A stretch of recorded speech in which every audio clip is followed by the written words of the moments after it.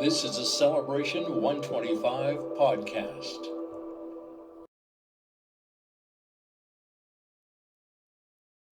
Our guest is Joan Vogstad, a resident of Agassiz and one of the people who has got a long history in this community. And Joan, can you tell us, before you get into some of the activities that you were involved in, such as the Historical Society, could you tell us a bit about your family background, if you don't mind?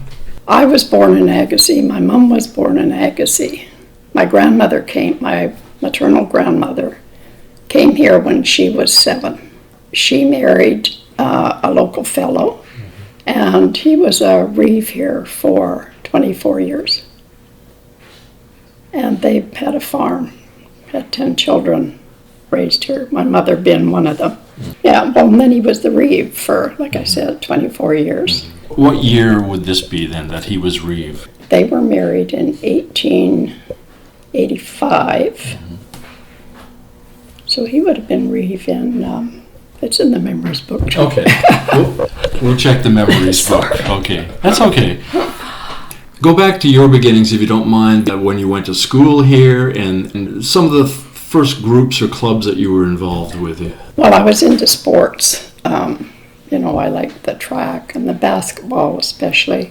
We used to play basketball in the hall at the Legion because the school didn't have a gym.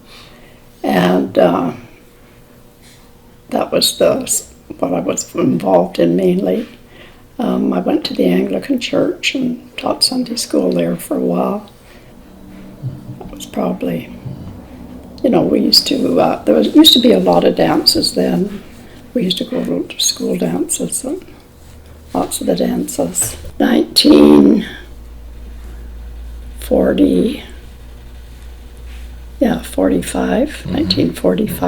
When did you get involved? What year roughly did you get involved with the Historical Society? And were you one of the founders of that? No, because we weren't living here then.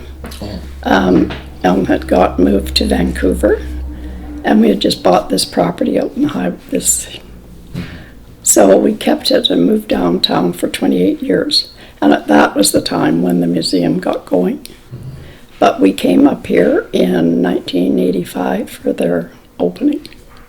1986, I think, for their official opening. We always belonged to the Historical Society. So we just had to be far away, members. Now, the Agassiz-Harrison Museum building, where it is now by the train tracks, but it was a train station, wasn't it? Right. Well, it still is, actually. Right at the same place, only turned around. In 1970, the CPR went out of passenger service, and sat boarded up for years until the Historical Society got it for $1. But it had to be moved off of CPR property, and at that time they owned the whole park, Pioneer Park. So it moved across to the research station. Nickel Brothers came and checked it all out and thought it was such a sound building. They could move it there, and did. And we sat there till 2003, when our local council now owned the park, and they wanted it back to anchor that into the park. So that's why it's turned around to what it was. When did you become involved as far as being president of the Historical Society? You are now vice president, correct? Right. 1996, I became the president for the next 20 years. And,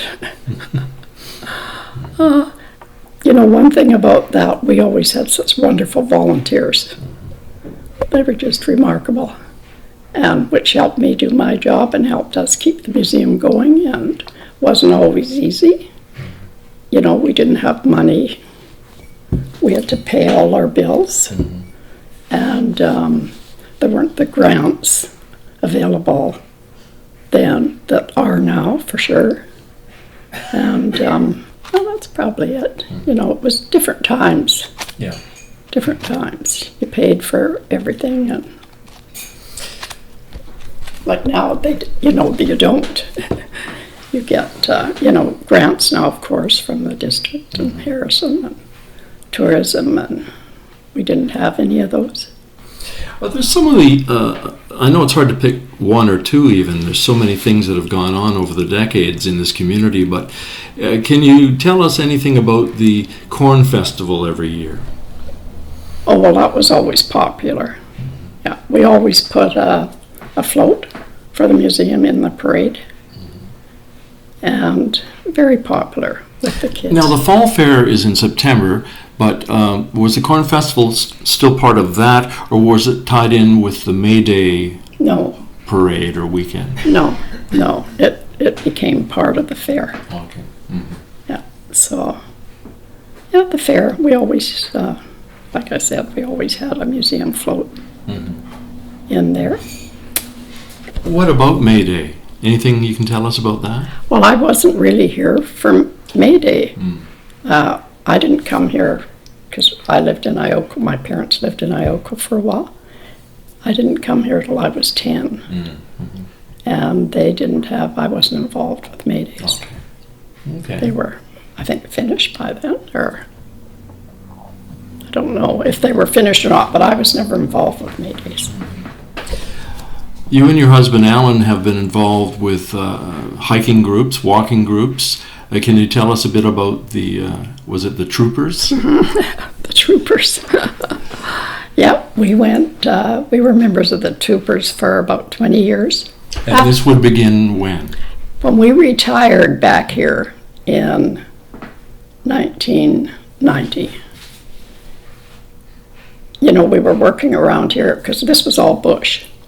And we cleaned it ourselves, cleared it off ourselves. So, you know, we were working all the time.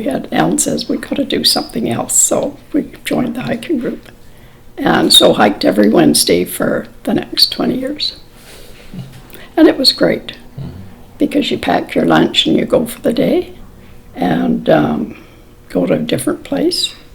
You know, you may go to the second place next year, but that one year you never repeated. So it was good. Yeah, this couple from Germany came here and started the hiking group, Heinz and Ruth Altendorf, and he did a wonderful job of planning the trips every week.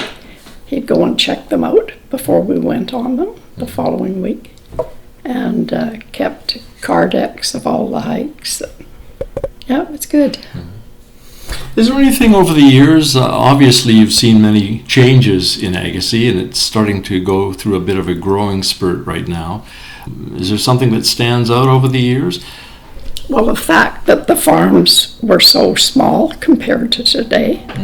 Like my grandparents' farm on McRae Road, they had one barn, about 10 cows, 2 horses, you know, a few chickens. You know, and did things by hand, and that's a big change to me compared to the farms now. The buildings, the animals, you know, all the machinery. It's quite a change. Yeah, robotics are moving in. Have moved in already. Yeah, they have. Yeah. Interesting. This is the 125th anniversary of the District of Kent. It is. So it's quite a special time. It is a special time. Very special. And I'm sure there'll be lots of memories and exciting things to do and see, for sure. And so there should be. Yeah, so there should be. Okay, thank you very much, Joan. You're welcome.